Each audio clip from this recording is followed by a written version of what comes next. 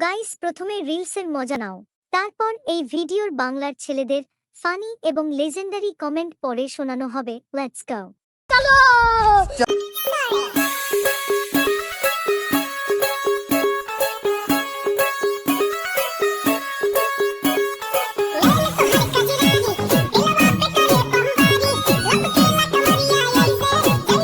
মোটামুটি শরীরে একটা ভাব আইছে না?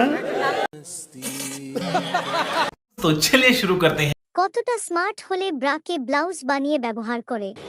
अच्छा আর একটু সরান, ভালো করে দেখি। বলেন কি? কালো জিনিসটা না পরলে বেশি সুন্দর লাগতো।